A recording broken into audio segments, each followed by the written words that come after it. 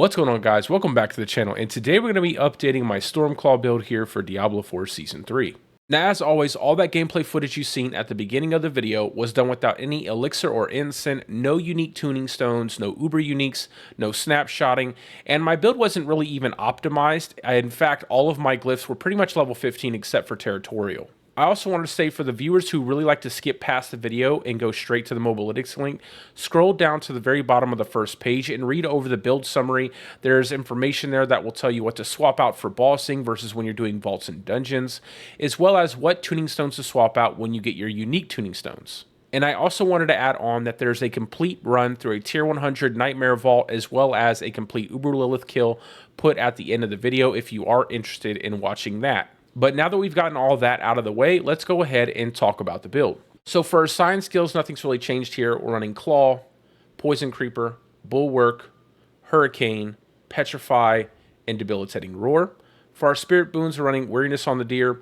We're bonded into the Eagle, and we are running swooping attacks with Avian Wrath. Now you can always flex swooping attacks for one of the other two boons, Iron Feather or Scythe Talons if you prefer. For the Wolf, we're running Pack Leader just to reset our Poison Creeper. And then for the Snake, we're running Overload just to get it a little bit more AoE damage when we're in vaults. Now onto our equipment, we're running Juggernaut on the helm because it gives us a ton of armor. Then on our chest piece, we're running Symbiotic Aspect to get that refresh on our non-ultimate cooldowns because this is using Nature's Fury as a key passive. On our gloves, we're running the Pain Gorger Gauntlets, and this just helps mark up enemies and really increase our overall AoE damage. And again, this is a vault setup. The bossing setup is included in the build summary if you're interested. Then for the pants, we are running Tebow's Will. For the boots, we're running Flicker Step just to reset our Petrify and get more procs off of our Erda's Inexorable Will Ring. Then on the weapon, we're obviously going to run the Great Staff of the Crone. On the amulet, we're running the Rapid Aspect just to increase our basic attack speed. Then our first ring, like I previously mentioned, Erda's Inexorable Will. And then our second ring is the Overcharged Aspect. Now onto our gear affixes, and we did include affixes on the pieces that are uniques just in case you don't have those uniques. So for the helm, we're running Total Armor, Basic Attack Speed, Max Life, and Lucky Hit Chance while you have a barrier. For our chest piece, we're running Damage Reduction while Fortified, Ranks of Earth and Bulwark, which can also be Ranks of Debilitating Roar, depending on which one you like more. Damage reduction from enemies that are poisoned, and damage reduction. And obviously those two damage reduction stats can be whatever you'd like. For our gloves, if you don't have the Pain Gauntlets, go ahead and run Critical Strike Chance, Attack Speed, Lucky Hit Chance, and all stats. On our pants, if you don't have Tebow's Will, go ahead and run damage reduction from enemies that are poisoned, Total Armor, damage reduction while fortified, and damage reduction while injured. On our boots, again, if you don't have Flicker Step, run all stats, movement speed, damage reduction while injured, and dodge chance. Then for our amulet, we're running Ranks of all defensive skills, movement speed, damage reduction while injured, and Ranks of the Envenom passive. And then for both of our rings, we're running Crit Strike Chance, Lucky Hit Chance, damage to close enemies, and damage to distant enemies, just to build up our Thunderstruck node multiplier that much more on our Paragon boards. Now down here on our gems, we're running Emeralds on the weapon, Rubies on the armor, and then we're running a combination of Diamonds and Skulls on our jewelry pieces, depending on if you need more armor or you need more all resists. Then for our Seneschal construct, we're running Tempest as our first ability, going Fortify support, Efficiency support, and then Arcing support. And then for our second ability, it's going to be Flash of Adrenaline, and we're using Duration support, Safeguard support, and Tactical support. Now down here at the bottom under the build summary, we're just going to go over a few things. So for bossing, swap your helm out for Godslayer Crown, swap your Erda's ring out for Runeworker's Aspect, swap your Poison Creeper out for Ravens, and then go into Brutal Ravens. Swap your Debilitating Roar out for Bloodhowl, and then go into Preserving Bloodhowl just so you get a little bit more attack speed there. Then if you do get lucky enough to get those unique tuning stones for your Seneschal, go ahead and swap Evernight over Arcing support and the Tempest ability, and then swap Genesis over Safeguard and the Flash of Adrenaline ability. Moving on to our skill tree, let's go ahead and go over this briefly. So we're putting 1 point Storm Strike into Fierce Storm Strike, then we're putting 1 point Claw into Wild Claw. Moving down into our core skill tree, we're going 3 points Predatory Instinct, as well as 2 points Digigrade Gate. Down to our defensive skills, we're running 5 points Earthen Bulwark into Innate Earthen Bulwark. We're going 1 point Ancestral Fortitude into 3 points Vigilance. Then we're moving 5 points into Debilitating Roar just to cool it down faster, and then going into Preserving Debilitating Roar. Then onto our companion tree, we're running 1 point Poison Creeper into Brutal Poison Creeper. Then onto our Wrath tree, we're running 1 point Element Exposure, 1 point Endless Tempest, 3 points Bad Omen, and then 3 points Electric Shock. We're also grabbing 1 point Hurricane and moving into Savage Hurricane for the damage reduction. And then we're grabbing 1 point Neurotoxin, 1 point Toxic Claws, and 3 points in Venom. Going down to our ultimate skill tree, we're going 1 point Petrify into Prime Petrify. Then we're grabbing 3 points of Defiance. Then we're also doing 1 point Quick Shift and then 3 points Heightened Senses. Again, just to give us more damage reduction.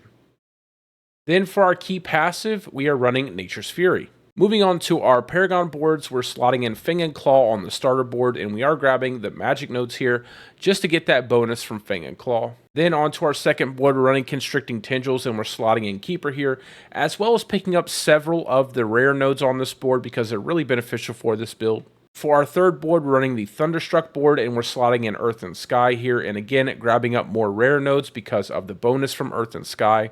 And we're also trailing up here and picking up the Legendary node Thunderstruck because it gives us a ton of multiplicative damage for our build based off of our damage to close and damage to distant enemies damage buckets. Moving back to the right for our fourth board, this is the Height and Malice board, and we're slotting in Territorial here, mainly because of all of the different Dexterity nodes we can pick up here just to increase that bonus to Territorial, which is also going to increase the multiplicative damage bonus we get from Thunderstruck. Then for our fifth board, this is going to be the Ancestral Guidance board, and we're slotting in Spirit here, and it's really just because of the convenience. It's really easy to get in this board and then get back out of this board. Then for our sixth board, this is Earth and Devastation, and we're going to be slotting in the Electrocution Glyph here. Then last but not least, for our seventh board, we are going to be picking up the Survival Instincts board, and we're slotting in the Fulminate Glyph just to buff up our lightning damage we do with our build. But that's really it for the video, guys. Those are all of the changes I've made to my Stormclaw build, and let me tell you guys, I have a blast playing this build solo. But if you want to get the most out of this build, it is incredibly fun to play in groups.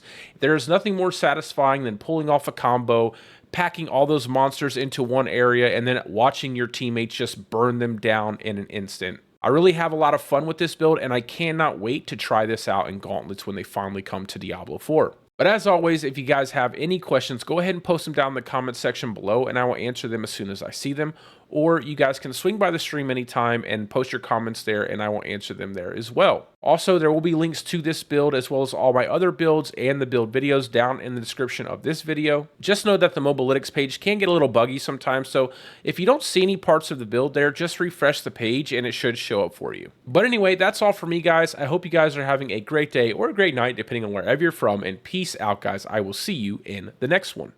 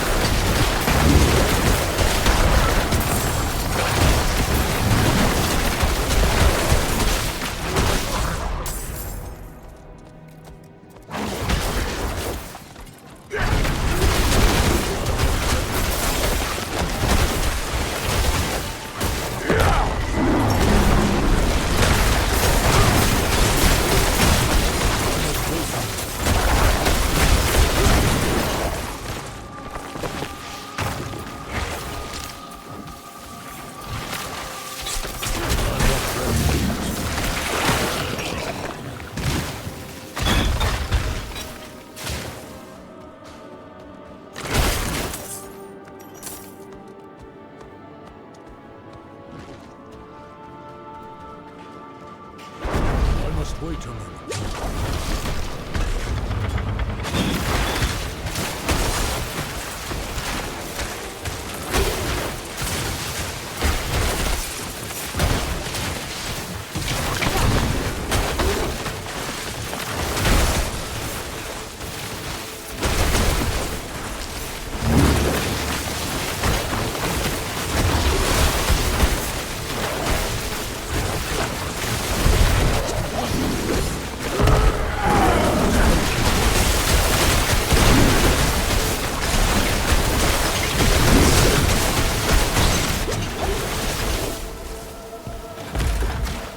I'm not ready yet.